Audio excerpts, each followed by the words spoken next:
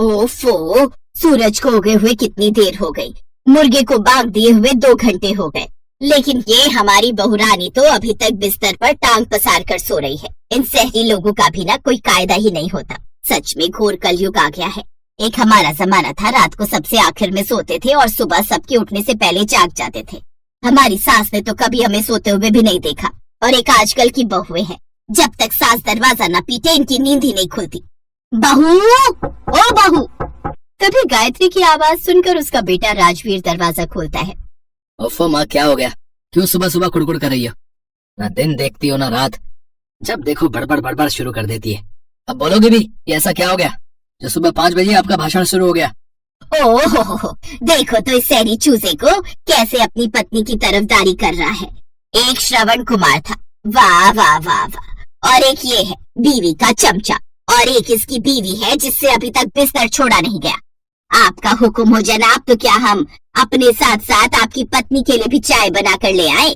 क्योंकि वो महारानी तो थक गई होगी, उसकी अभी आंख नहीं खुली ना। क्या माँ, सुबह के 5 बज रहे हैं, आखिर इतनी जल्दी उठने की जरूरत क्या है? कौन सी ट्रेन छूट रही है आपकी? आप भी सो जाओ और औरों को भी सोने दो। और आप जानती है ना, नौकरी वाली बहू है आपकी, एक बार उठ गई तो सारा दिन उसे कमर सीधी करने को नहीं मिलेगी। बस इसीलिए मैं तुम्हारे बाबूजी से कहती थी कि गांव की लड़की लानी है अपने बेटे के लिए। अब शहरी लड़की ने बांध दिया ना अपने पल्लू से तुझे। अरे उस महारानी को जाकर बोल हमारे लिए चाय बना कर ले आ। ये कहकर गायत्री वहाँ से चली जाती है। अंदर प्रियंका ये सब बातें सुन लेती है। वो उनसे कहती है, देखा तुमने राजवीर, माँ जी रोज मुझे इसी तरह ताने मारती हैं। सब काम करके ऑफिस जाती हो तो भी ऐसे घूर कर देखती है जैसे मैंने ही उन्हें सब काम करने के लिए बोला हुआ हो। मैं जानता हूँ प्रियंका, माँ शहर में तो रहती है, लेकिन आज भी वो हर बात के लिए हमें गांव से कंपेयर करती रहती है। मैं बेटा होकर उनके इस बिहेवियर से दुखी हो चुका हूँ, तो तुम तो फिर भी बहू हो, तुम्हारा वो क्या ही हाल करती होंगी मैं समझ सकता हूँ। मुझे लगता है उनको मेरे ऑफिस जाने से परेशानी है। ठीक है, तो मैं ऐसा करती हूँ, कुछ महीनों के लिए वर्क फ्रॉम होम ले लेती हूँ। अब प्रियंका घर से ही काम करने लगती है, जिससे अब उसे घर के काम भी साथ साथ करने पड़ते। जल्दी खाना ला बहू, अब क्या अगले साल परोसेगी खाना? ना जाने इतनी सुविधा होते हुए भी इतनी देर क्यों लगती है इन्हें। कुछ देर बाद प्रियंका अपनी सास को खाना परोसती है, जिसे खाने के बाद, ओफो ये क्या है बहू, इस दाल चावल में तो 10 पैसे का भी स्वाद नहीं है। लेकिन माँ जी, मैंने तो अपनी तरफ से पूरी कोशिश की थी। लेकिन खैर, इसमें तेरी गलती भी नहीं है। इस शहर के खाने में तो कुछ भी स्वाद नहीं है। खाना तो हमारे गांव के चूल्हे पर बनता था, जिसका स्वाद ही अलग होता था। क्या ताजा स्वादिष्ट खाना होता था। खैर कोई नहीं, मन मार कर यही खा लेती हूँ।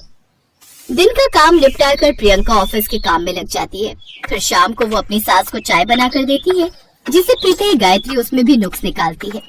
इस शहर का ना तो पानी अच्छा है और ना ही दूध, ना जाने कैसे मिलावट करके आता है। इस नास पीटे आरओ का पानी पीकर तो मैं बीमार रहने लगी हूँ। गांव के कुएं का वो शुद्ध पानी पीकर लोग 100-100 साल तक जिंदा रहते थे। अपनी सास का गांव के प्रति लगाव देखकर प्रियंका अपने पति से बात करती है। मुझे तो लगता है माँ जी तो यहाँ आ गई है, लेकिन उनका दिल उसी गांव में रह गया। उस गांव में ऐसा क्या है जो माँ को वहाँ की इतनी याद आती है? आखिर कोई कमी थोड़ी ना छोड़ी हमने यहाँ माँ के लिए। उनकी पसंद की हर चीज है यहाँ। लगता है बाबूजी से बात करनी होगी। राजवीर अपने पिता के पास जाता है। बाबूजी, माँ पहले भी गांव की बात करती थी, लेकिन मैं देख रहा हूँ जब से प्रियंका इस घर में आई है ना, तब से वो हर बात को लेकर उसके पीछे ही पड़ गई है। बाबूजी, प्रियंका शहर की लड़की है, पढ़ी लिखी है, वो माँ की इतनी सेवा करती है, फिर भी वो हर वक्त गांव से उसके हर काम को कंपेयर करती रहती है। अब तुम्हारी माँ की इस आदत से तो मैं भी परेशान हो गया हूँ। बड़ा शौक है ना उसे गांव जाने का, तो तुम हम सबकी ट्रेन की टिकट करवाओ। कुछ दिन हम इसको गांव लेकर चलते हैं, वहाँ रहेगी तो क्या पता उसका थोड़ा पारा कम हो जाए। अब वो दोनों अपने ऑफिस से छुट्टी लेकर कुछ दिन उनके साथ गांव चले जाते हैं, जहाँ उनका पुराना झोपड़ी वाला ससुराल होता है। अपने उस झोपड़ी वाले ससुराल को देखकर प्रियंका कहती है, झोपड़ी में ससुराल?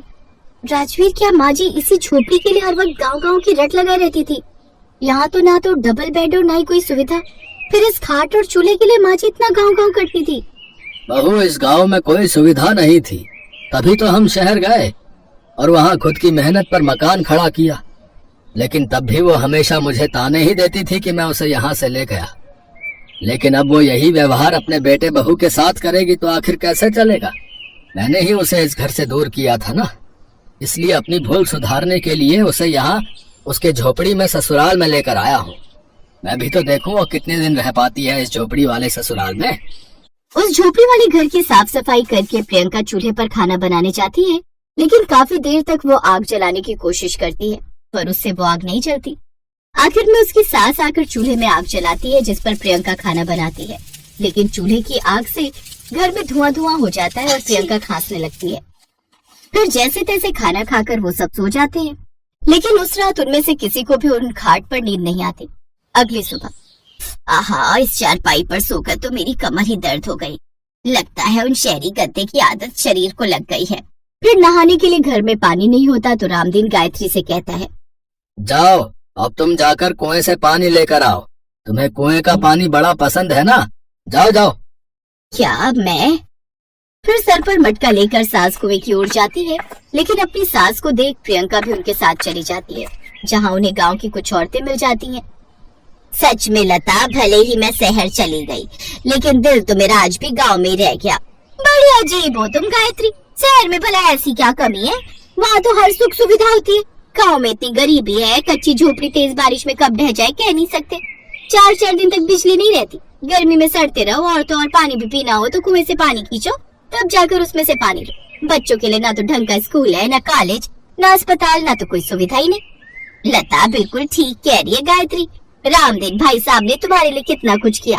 शहर में इतनी सुख सुविधा दी और एक तुम हो जो अभी भी इस गाँव के लिए रो रही हो। प्रणाम काकी। यही तो हम भी कब से माँ जी को समझाना चाहते हैं कि शहर में उन्हें किसी चीज की कमी नहीं है। बुढ़ापे का शरीर है, आधी रात को तबीयत खराब हो जाए तो आसपास बड़े अस्पताल तो है ले जाने के लिए, लेकिन यहाँ तो कोई कमी नहीं है। अब गायत्री को अपनी गलती का एहसास होता है और वो 2 दिन बाद ही अपने परिवार वालों के साथ शहर लौट आती है और मुलायम गद्दे पर आराम से एसी चलाकर